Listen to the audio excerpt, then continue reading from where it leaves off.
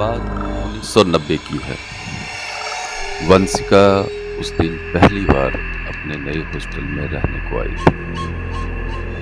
वैसे वो ऋषिकेश में रहती थी, पर उस समय वहाँ ज़्यादा सुविधा ना होने की वजह से देहरादून के एक गर्ल्स कॉलेज में एडमिशन लिया और साथ में उस कॉलेज के हॉस्टल में रहने लगी।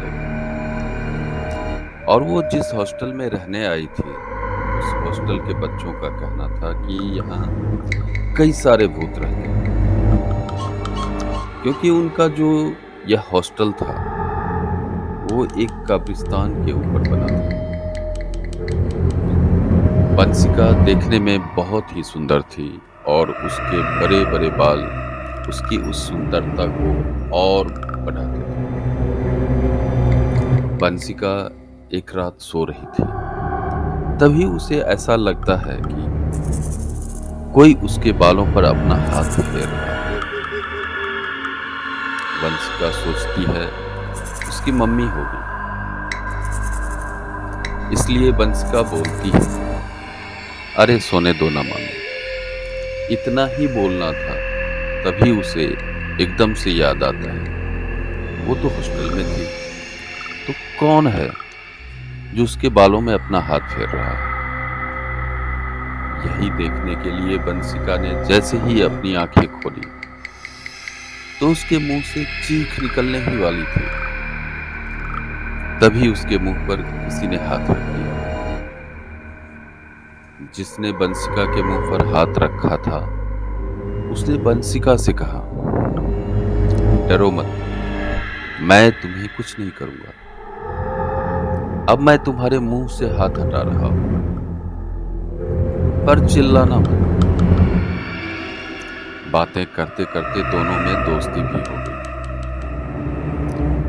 कहीं ना कहीं वो जिन वंशिका को पसंद करने लगा था,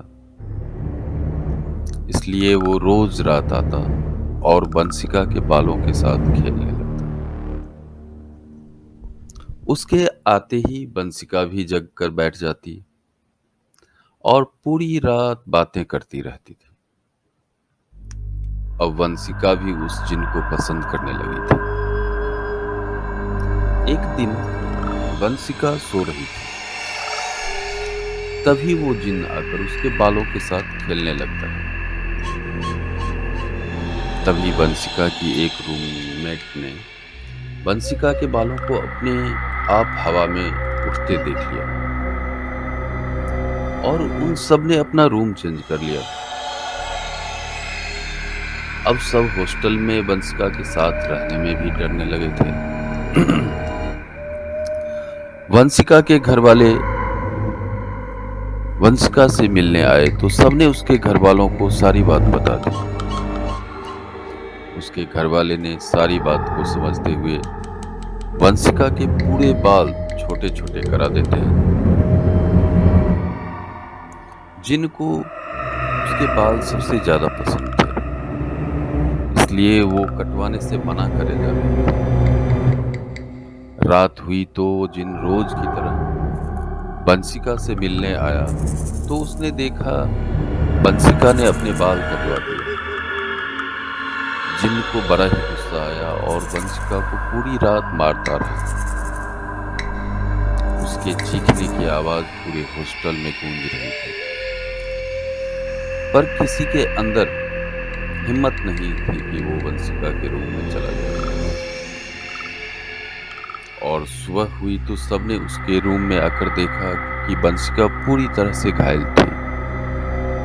उसके शरीर में कटे हुए के निशान थे, जैसे किसी ने उसके पूरे शरीर में ब्लेड से काट दिया।